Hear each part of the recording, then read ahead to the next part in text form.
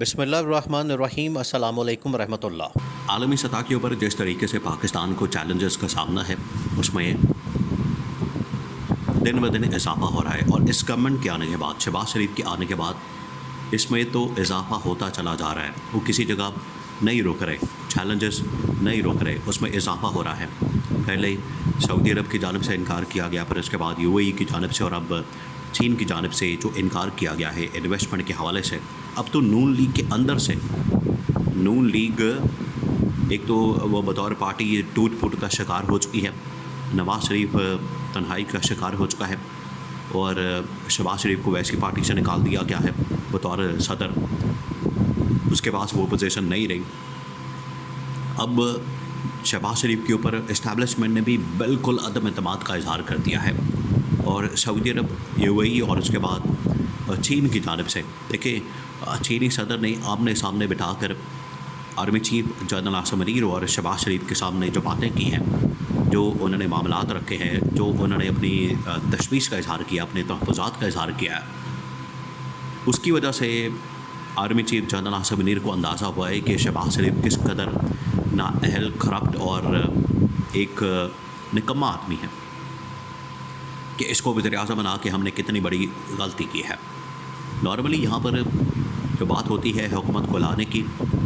وہ تو اسٹیبلشمنٹ کے اوپر آتی ہے، اسٹیبلشمنٹ کے اوپر جو ہے اس کا الزام آتا ہے، اور عوام سمجھتی ہے کہ اسٹیبلشمنٹ کی وجہ سے، اسٹیبلشمنٹ کی بدولت ہی حکومت قائم ہوئی، ادروائز حکومت کے پاس نہ تو مینڈیٹ ہے، نہ ان کے پاس سیٹیں ہیں، نہ ان کے پاس ووٹ بینک ہے یہ حکومت بنا سکیں، ان کے پاس کچھ بھی نہیں ہے۔ کارکردگی دیکھیں، دونوں میں سے کوئی ایک چیز بھی اگر ہو تو حکومت چلائی جا سکتی ہے، یا تو مینڈیٹ ہو تو حکومت تو پھر چلتی ہے، یا پھر کارکردگی ہو تو مینڈیٹ مینج کر کے تو کارکردگی کی وجہ سے حکومت دی جا سکتی ہے۔ اس حکومت کے پاس تو کچھ بھی نہیں ہے، دونوں میں سے کچھ نہیں ہے۔ ہاں، کرپشن کرنا، منی لانڈرنگ کرنا، لوٹ مار کرنا، حلوہ مانڈا کھانا اور تباہی اور بربادی پھیرنا، یہ تمام چیزیں ضرور ان کے کریڈٹ پر ہیں، لیکن جہاں تک بات ہے کارکردگی کی، تو وہ اس حکومت کے اب بس میں نہیں ہے، کارکردگی ان کے کریڈٹ پہ نہیں ہے۔ اب چین کا دورہ مکمل ہونے کے بعد آپ کو پتہ ہے کہ یہ بڑا اہم ترین ہفتہ شروع ہوا ہے۔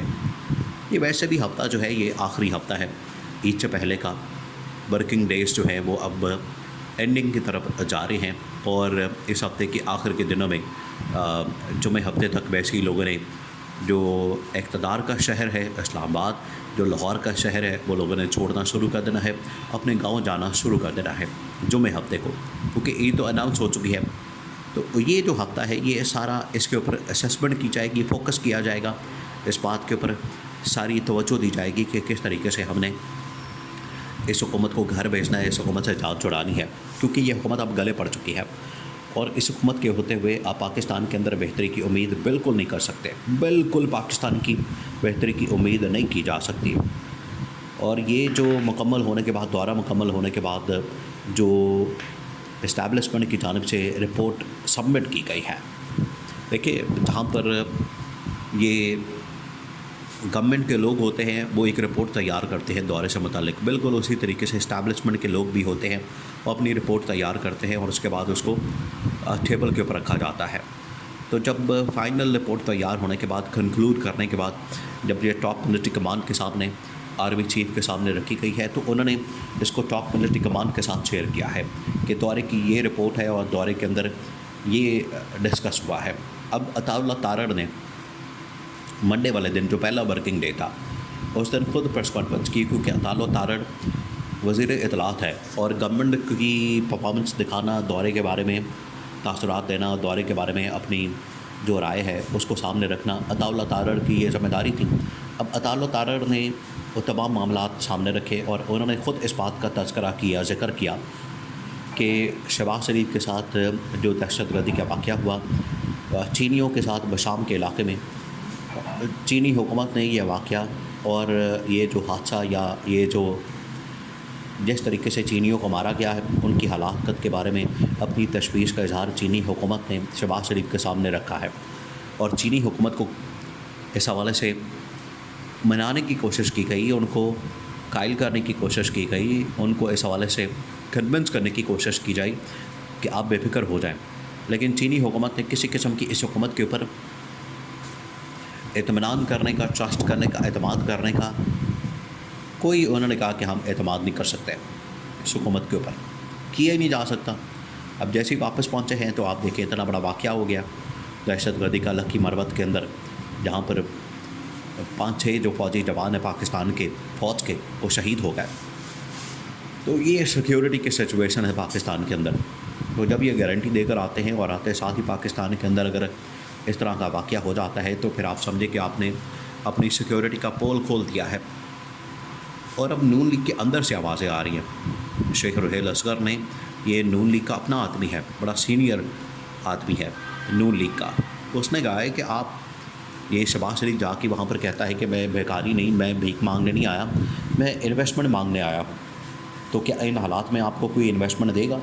ان حالات میں پاکستان کے اندر انویسٹمنٹ کرے گا؟ اگر کرتا ہے تو کر لیں، لے لیں پھر آپ انویسٹمنٹ۔ تو یہ تو نون لیگ کے اندر کی آواز ہے، نون لیگ کے اندر سے لوگ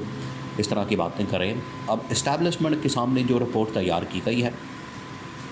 پچھلے 3 مہینوں کی کارکردگی، اور اس کو آپ کہہ لیں کہ 100 دن مکمل ہونے کے بعد جو کارکردگی رپورٹ ہے، جو رپورٹ کارڈ ہے، وہ سامنے رکھا گیا ہے اور دیکھا گیا ہے کہ پچھلے 3 مہینے میں یا 100 دنوں میں اس حکومت نے کیا گول کھلائے ہیں، کیا کیا ہے، اس کے جو کارنامے ہیں، اس کے جو کرتوت ہیں وہ دیکھے گئے ہیں۔ اور اس میں پچھلے 3 مہینے میں آپ دیکھ لیں کہ ملک کے اندر مہنگائی، بے روزگاری، گندم کا اسکینڈل، کبھی کسی کا اسکینڈل، کبھی کوئی بحران، کبھی کوئی بحران، کبھی عالمی سطح کے اوپر چیلنجز، اور کبھی دہشت گردی کے واقعات، اور سب سے بڑھ کر انویسٹمنٹ کے حوالے سے جو SIFC بنائی گئی، تو عالمی سطح پر ایک اہم ترین ادارے کی جانب سے انویسٹمنٹ کے حوالے سے رپورٹ جاری کی گئی۔ انہوں نے کہا کہ پاکستان پچھلے 50 سے 60 سال کی جو انویسٹمنٹ کی بدترین صورتحال ہے وہاں پر پہنچ گیا ہے۔ اتنی بدترین قسم کی انویسٹمنٹ کی جو رپورٹ ہے وہ جاری کی گئی۔